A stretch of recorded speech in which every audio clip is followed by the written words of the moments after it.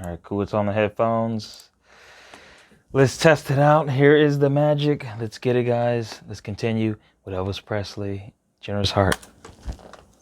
His mother was a wonderful lady. She was the sunshine of his life. And in said worship around, she walked around, loved his daddy. But his mother was very, very close to his mother.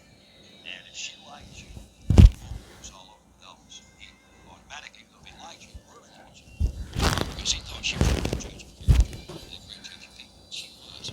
She had that instinct. And guys came around. She said, was it guys? Was it guys for people? She could do that, and she was right. In many ways, both Gladys and Elvis. Hold on. Freaking audio, man. I knew it. This thing's just messed up. All right, guys, let's continue without that piece. It's terrible. I tried. I got to charge that. That's probably what the problem is. His death. Elvis and his mother were very, very close. And of course, Elvis himself was completely devastated by his mother's death from heart failure in 1958. Had she lived, he would be alive today. She had a tremendous thing over him, whereby everything she said was law. There was no arguments, there was no confrontation, there was no debate, there was no discussions. If she said, Elvis, I really wish you wouldn't fly, She said, Elvis, I really wish you wouldn't hang out with that guy. Guy was gone. She said, Elvis, I wish you really wouldn't do this or do that. He wouldn't do it. For Elvis, perhaps it was the memory of his brother Jesse, as well as his sense of vulnerability, that often inspired him to donate to medical institutions and charities. Elvis knew that his fame could be used to raise money and awareness for charity. He lent his name and image to the American Cancer Society, as well as many other charitable causes. He gave blood and got vaccines, all under the watchful eye of photographers and journalists who spread the image of Elvis, the man who cares about others and their health. In 1961, Elvis began a yearly Christmas tradition of giving over $100,000 to more than 50 charities. Elvis gave cash to many charities and often donated various personal items and mementos to be auctioned off to raise funds. In 1968, he auctioned off one of his cars, a shiny Rolls-Royce, to raise money for a charity that cared for mentally retarded children. Elvis even bought the Franklin D. Roosevelt presidential yacht and donated it to St. Jude's Children's Research Hospital, which then sold it for $55,000. Elvis rarely publicized his generosity. In fact, the only occasions when he did publicize his charitable work were when the ensuing publicity would aid in raising even more needed funds or awareness. Most times, Elvis chose to give totally anonymously. There were many times when he would read in the newspaper about a person or family who had fallen on hard times or was in desperate need. On these occasions, Elvis would send money to try and help. He paid off people's debts and mortgages and paid for operations or medical care, not only for friends and family, but often for total strangers in desperate need.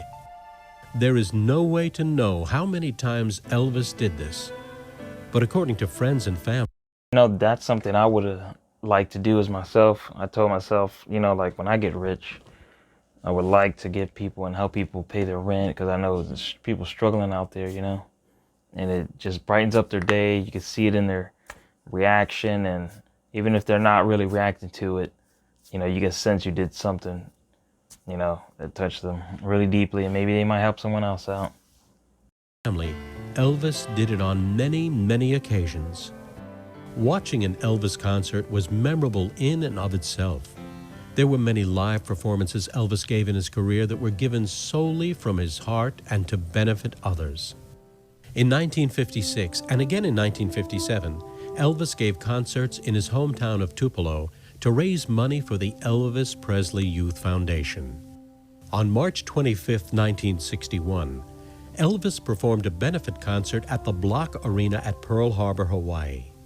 This performance raised over $65,000 toward the building of the USS Arizona Memorial, which was completed the following year.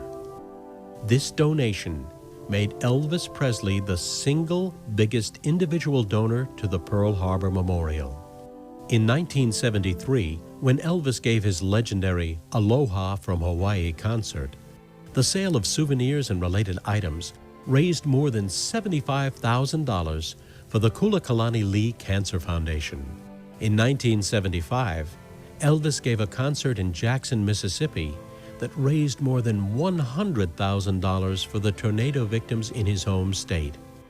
As a small child, Elvis survived a killer tornado that had ripped through Tupelo, and so he felt great compassion for the victims of the Jackson tornado.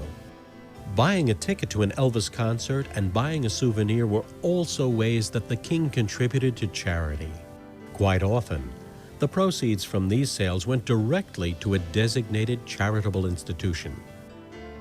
In 1975, at a concert in Asheville, North Carolina, Elvis took the diamond cross that he wore around his neck and gave it to a 5-year-old girl in the audience. On another occasion, Elvis went on stage wearing a huge opal and diamond ring on his finger. This ring was reportedly worth between $35,000 and $40,000. During the concert, Elvis saw a little girl in the front row who was sitting in a wheelchair. He took the ring off his finger and gave it to the little girl. There was no publicity about this. I wonder if that's why he wore so much bling, guys, is to give it away. And that explains, like, when I see him leaving a concert, I be seeing missing, like, jewelry and stuff. I'm like, okay, this guy, yeah, that's awesome, though, what he's doing. Just the enormous satisfaction that Elvis got from seeing the look on the little girl's face. Indeed, Elvis gave away so much jewelry that he even traveled with his personal jeweler, Lowell Hayes, who brought along portable jewelry cases with him. A friend took me out to meet Elvis in November of 1968. And when I met Elvis, it was raining the night I met Elvis. He was in his backyard wearing a full-length mink coat with a hood on it, shooting a pistol at a target on the side of his daddy's office. The sheriff of Shelby County was teaching him or instructing him in how to shoot his pistol, which I think he already knew how to do.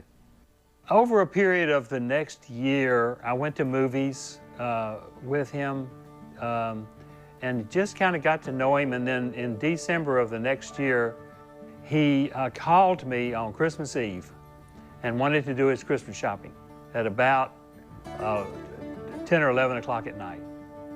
And I took a briefcase of jewelry to the Memphian Theater.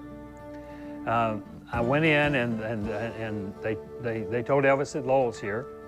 And he got up and we went back to the men's room. And it's an old story, but it's a true story. Elvis opened one of the stalls, folded down the toilet seat, sat down on the seat and said, "Put your briefcase on my lap." Set my briefcase on his lap and opened it up. And he went through my jewelry and selected very carefully pieces of jewelry for his friends and his family, his aunt and his dad, and other members of his family. And from then on, I was Elvis's jeweler. Wow, that's crazy to have a personal jewelry, a personal person that just makes jewelry for you on deck, like right there. That's insane. This dude had to be a billionaire. Whenever he wanted anything, he called me. Middle of the night or whenever it was, he called me. The first time I sold Elvis jewelry, I sold him jewelry out of an old Samsonite case, and my brother said, "You know what, if you're gonna sell Elvis jewelry, you could have a nice briefcase." So he goes out and buys me, at that time, a $250 all leather, wonderful briefcase, which was a lot of money back then. Well, it had a combination lock, and Elvis called me one time. I was on tour, and when I would go, I would fly in and out of the tours. I had a business to run in Memphis, and I always had a room in the hotel, so it didn't matter whether I just got fly in. There was my room on the floor with Elvis. So when I'd fly in, the first thing I have is a briefcase with the $200,000 worth of jewelry in it that I've got to figure out, well, if I'm going to have any fun, I got to make sure this thing is secure first. So I would take it and give it to Elvis. Well, he'd keep it. And if he wanted something, he'd call me, and I'd go open it up, and he'd get what he wanted. Well, one time he called me, and he said, Lowell, he said, what's the combination of your briefcase? So I told him the combination was my birthday, and so he opened the briefcase, and there was something going on. He needed something right then, you know. That's how he was. And so then later I found out that he had torn the tag off and put it in the case. And I said, well, that's not a problem. No, don't worry about it. Everything's fine. So from then on, whenever I would check into a tour or out of a tour, and this went on for several years, I'd give him my case. And most of the time he wouldn't call me. He'd just open that case up and he'd get something out, tear off the tag, throw it in the case, and when I get back to Memphis, I sent him a bill. So it was just the most phenomenal thing, you know. It was just unbelievable. All right, guys. Well, that's it. I'm going to stop it right there. Stay tuned for more Elvis. I appreciate you guys for sticking through and hanging out with me. Yeah, this is awesome. The jewelry bit, I like that. And him just giving away a lot of things. You know, it's a very kind, generous guy. Wow. Definitely inspiring. Hopefully this inspired you as well. Go out there and help somebody if they need it. If you can, you know.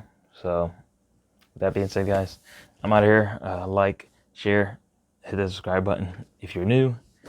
This is Black Ninja Bodybuilder. I'm out of here. Peace. Get over